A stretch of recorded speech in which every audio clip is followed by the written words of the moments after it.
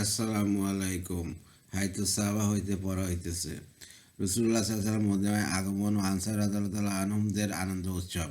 হযরত উরওয়া ইবনে জুবাইর রাদিয়াল্লাহু আনহু বলেন, হযরত জুবাইর রাদিয়াল্লাহু আনহু মুসলমানদের এক ব্যবসায়ী কাফেলার সহিত সিরিয়া হইতে ফিরিতেছিলেন। পথে রাসূলুল্লাহ সাল্লাল্লাহু আলাইহি ওয়াসাল্লামের সহিত তার সাক্ষাৎ হইল। তিনি রাসূলুল্লাহ সাল্লাল্লাহু আলাইহি ওয়াসাল্লাম ও হযরত আবু বকর রাদিয়াল্লাহু আনহুকে সাদা রঙের কাপড় পরিধান করাইলেন।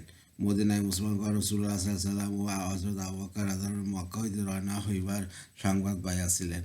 তারা প্রত্যহ সকালবেলা হাররা নামক স্থান পর্যন্ত আসিয়া ইস্তেকবাল অর্থাৎ স্বাগত জানাবার জন্য অপেক্ষা করিতেন। যখন দ্বিপ্রহরে রৌদ্র প্রখর হইয়া উঠিত তখন তাহারা মদিনায় ফিরিয়া যাইতেন। একদিন তারা দীর্ঘ সময় অপেক্ষা করিয়া ফিরিয়া গেলেন। যখন তারা নিজ নিজ ঘরে যাইয়া পৌঁছাইলেন তখন এক ইহুদী তার নিজের কোনো কিছু দেখার জন্য কেল্লার উপর উঠিল। তার দৃষ্টি সাদা পোশাক পরিহিত রাসূলুল্লাহ সাল্লাল্লাহু আলাইহি ওয়াসাল্লাম ও তার সঙ্গীদের উপর পড়িল। তাদের চলার দরুন মরুভূমির মরীচিকা কাটিয়া যাইতেছিল। ইহুদী ধৈর্য রাখিতে না পারিয়া উচ্চস্বরে বলিয়া উঠিল, হে আরবগণ, তোমাদের প্রতীক্ষিত ব্যক্তি আসিয়া গিয়াছেন। মুসলমানগণ তাদের অস্ত্রশস্ত্র লইয়া অভ্যন্তর জানাবার জন্য হাররা পর্যন্ত ছুটিয়া গেল। তারা সেখানে রাসূলুল্লাহ সাল্লাল্লাহু আলাইহি ওয়াসাল্লামকে অভ্যর্থনা জানাইল। তিনি তাদের সকলকে লইয়া হারার ডান দিকে ঘুরিয়া বনু আমর ইবনে আফ গোত্রের নিকট অবতরণ করিলেন। সেদিন রবিউল মাসের আওয়াল মাসের সোমবার দিন ছিল। হযরত আবু বকর রাদিয়াল্লাহু আনহু লোকদের অভ্যর্থনার জন্য দাঁড়াইয়া গেলেন এবং রাসূলুল্লাহ সাল্লাল্লাহু আলাইহি ওয়াসাল্লাম চুপচাপ বসিয়া রহিলেন। আনসারদের মধ্যে যারা এই যাবৎ রাসূলুল্লাহ সাল্লাল্লাহু আলাইহি ওয়াসাল্লামকে দেখে নাই তারা আসিয়া হযরত আবু বকর রাদিয়াল্লাহু আনহুকে সালাম করিতে লাগিল। অথবা যখন রাসূলুল্লাহ সাল্লাল্লাহু আলাইহি ওয়াসাল্লামের উপর রৌদ্র পড়ার দরুন হযরত আবু বকর রাদিয়াল্লাহু আনহু তাকে চাদর দ্বারা ছায়া করিলেন তখন তারা তাকে চিনিতে পারিল। রাসূলুল্লাহ সাল্লাল্লাহু আলাইহি ওয়াসাল্লাম 10 রাতেরও অধিক বনু আমর ইবনে আফ গোত্রের নিকট অবস্থান করিলেন। তিনি সেখানে সেই মসজিদের ভিত্তি স্থাপন করেন যা বর্ণনা কুরআন মাজিদে আসিয়াছে। অর্থ তবে সেই যে মসজিদ ভিত্তি রাখা হইয়াছে পরহেজগারীদের উপর তিনি সেই মসজিদে নামাজ পড়িলেন। তারপর নিজের সওয়ারিতে আরোহণ করিয়া রওনা হইলেন। লোকেরা তার সঙ্গে চলিতেছিল। বর্তমানে মদিনায় যেখানে মসজিদে নববী অবস্থিত আছে সেখানে আসিয়া তার উট বসিয়া পড়িল। মুসলমানগণ সেখানে পূর্ব হইতে নামাজ পড়িয়া আসিতেছিল। উক্ত জায়গাটি সোহেল ইবনে সাদ রাদিয়াল্লাহু আনহুম নামক দুই এতিম বালকের মালিকাধীন তাদের খেজুর শুকাইবার স্থান ছিল। হযরত আসাদ ইবনে জুরারা রাদিয়াল্লাহু আনহুর তত্ত্বাবধানে তারা লালিত পালিত হইতেছিলেন। রাসূলুল্লাহ সাল্লাল্লাহু আলাইহি ওয়াসাল্লামের উটনী সেখানে আসিয়া বসিয়া গেলে তিনি বললেন, ইনশাআল্লাহ ইহাই মঞ্জিল অর্থাৎ অবস্থানের জায়গা হইবে। অথবা তিনি উক্ত দুই বালককে ডাকিয়া মসজিদের সেই জায়গা খরিদ করিতে চাইলেন। তারা বললে, ইয়া রাসূলুল্লাহ, আমরা এই জায়গা আপনাকে বিনামূল্যে দান করিতেছি। কিন্তু তিনি তাদের নিকট হইতে দান হিসাবে লইতে রাজি হইলেন না, বরং তাদের নিকট হইতে খরিদ করিয়া লইলেন এবং সেখানে মসজিদ নির্মাণ করিলেন।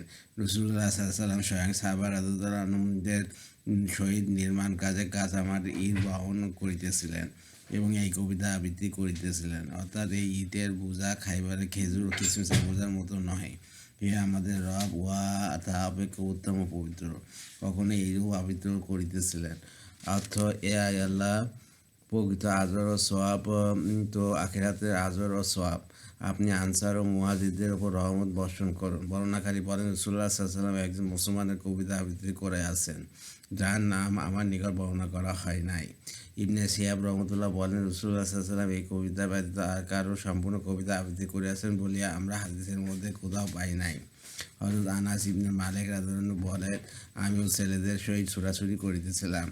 সকলে বলিতেছিল, মুহাম্মদ সাল্লাল্লাহু আলাইহি ওয়াসাল্লাম আসিয়া গিয়াছেন। আমি দৌড়াইতেছিলাম ঠিকই, কিন্তু কিছু দেখিতে পাইতেছিলাম না। অবশেষে রাসূলুল্লাহ সাল্লাল্লাহু আলাইহি ওয়াসাল্লাম ও তার সঙ্গী হযরত আবু বকর রাদিয়াল্লাহু আনহু আগমন করিলেন এবং মদিনার এক অনবরত স্থানে বসিয়া থামিলেন। তারপর তাহারা আনসারদের নিকট একজন গ্রাম্য লোক মারফত তাদের আগমনের সংবাদ পাঠাইলেন। সংবাদ পাইয়া পাঁচশত আনসার তাদের সংবর্ধনার জন্য অগ্রসর হইলেন। তারা নবী করিম সাল্লাল্লাহু আলাইহি ওয়াসাল্লাম ও হযরত আবু বকরের নিকট পৌঁছাইয়া বলিলেন, চলুন, আমরা উভয় নিরাপদ ও মাননীয়। নবী করিম সাল্লাল্লাহু আলাইহি ওয়াসাল্লাম ও হযরত আবু বকর রাদিয়াল্লাহু আনহু অভ্যন্তরকারীদের মাঝখানে চলিতেছিলেন। সমগ্র মদিনাবাসী সংবর্ধনা জানাবার জন্য বাহির হইয়া পড়িল। এমনকি কুমারী মেয়েরা ঘরের ছাদের উপরে একে অপর হইতে আগে বাড়িয়া দেখিতেছিল এবং পরস্পর জিজ্ঞাসা করিতেছিল যে তিনি কোনজন, আমরা এমন দৃশ্য আর কখনো দেখি নাই। হযরত আনাস রাদিয়াল্লাহু আনহু বলেন, রাসূলুল্লাহ সাল্লাল্লাহু আলাইহি ওয়াসাল্লাম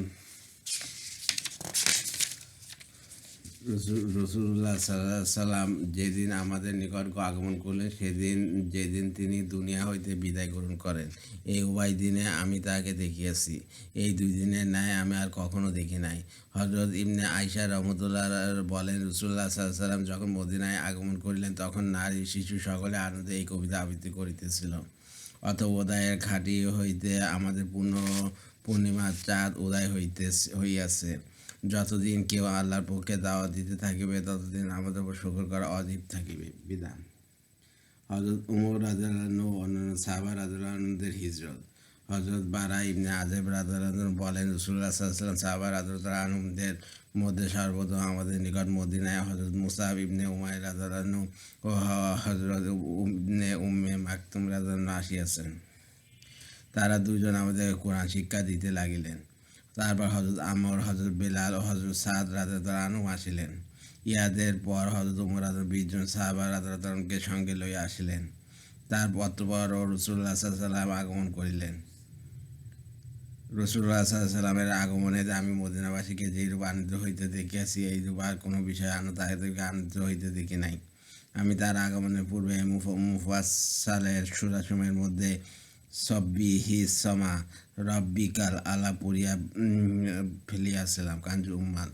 অপরিহদ আছে হজরত বারা রাদিয়াল্লাহু বলেন, মুহাজিরদের মধ্য হইতে সর্বপ্রথম বনু আব্দের দোয়ার গোত্রের হজরত মুসা ইবনে উমাইর রাদিয়াল্লাহু ও তারপর বনু ফের গোত্রের অন্ধ সাহাবী হজরত ইবনে উম্মে মাকতুম রাদিয়াল্লাহু আনহু আমাদের নিকট আসিলেন।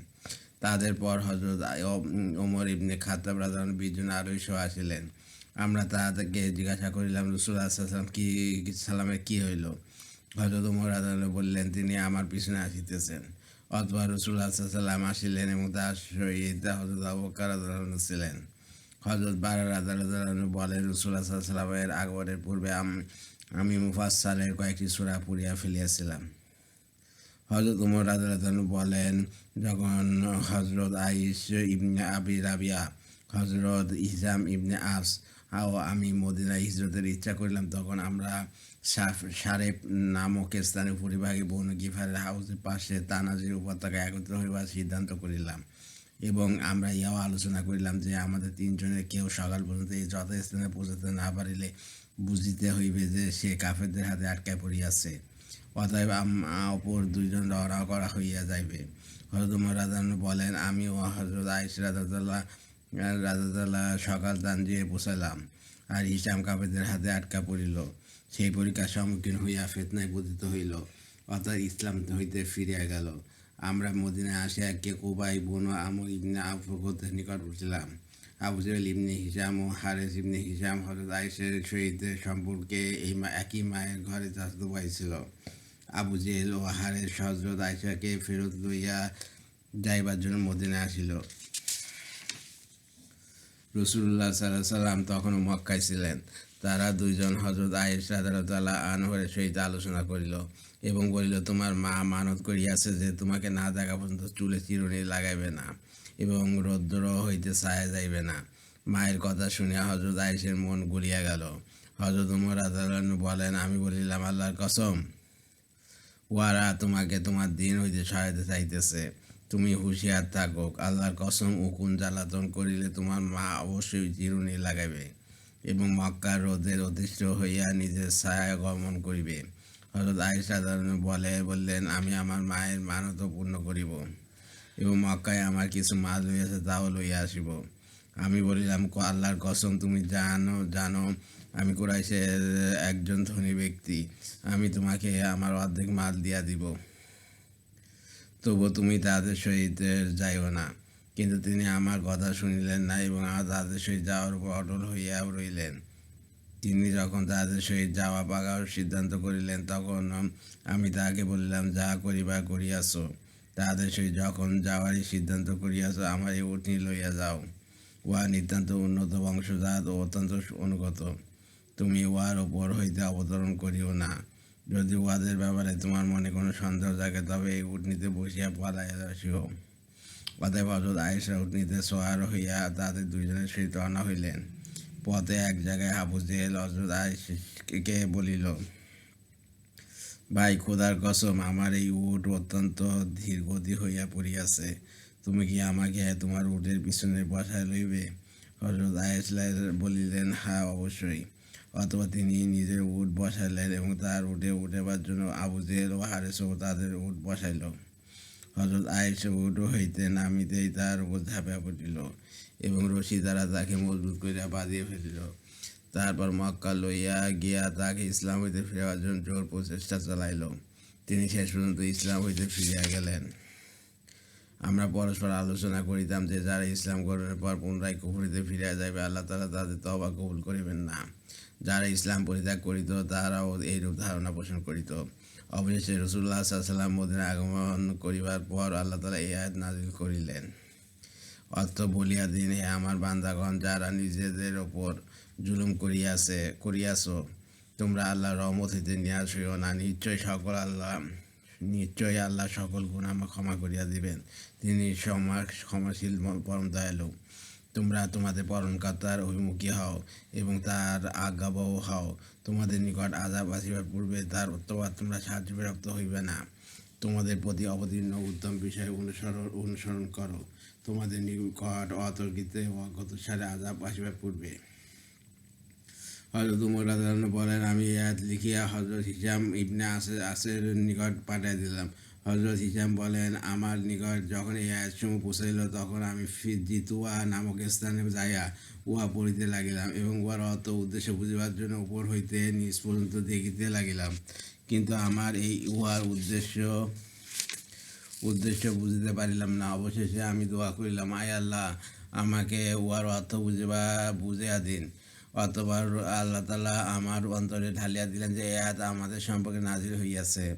অর্থাৎ আমরা নিজেদের সম্পর্কে যে ধারণা পোষণ করিতাম এবং আমাদের সম্পর্কে লোকেরা যা বলাবলি করিত যে যারা ইসলাম পরিত্যাগ করিয়া কাফের হইয়া গিয়াছে, তাদের তওবা আল্লাহ তাআলা কবুল করিবেন না। আল্লাহ তাআলা এই আয়াত নাযিল করিয়া এই কথাই বুঝাইয়াছেন যে তওবা কবুল হইবে। অতএব আমি আমার উটের উপর আসিয়া উহাতে আরোহণ করিলাম এবং মদীনায় রাসূলুল্লাহ সাল্লাল্লাহু আলাইহি ওয়াসাল্লামের খেদমতে আসিয়া হাজির হইলাম। বিদায়। হযরত ওসমান ইবনে আফফান রাদিয়াল্লাহু আনহু এর হিজরত। হযরত কাতাদা রাদিয়াল্লাহু আনহু বলেন, নিজের পরিবার পরিজন লইয়া যিনি সর্বপ্রথম আল্লাহর জন্য হিজরত করিয়াছেন, তিনি হইলেন হযরত ওসমান ইবনে আফফান রাদিয়াল্লাহু আনহু।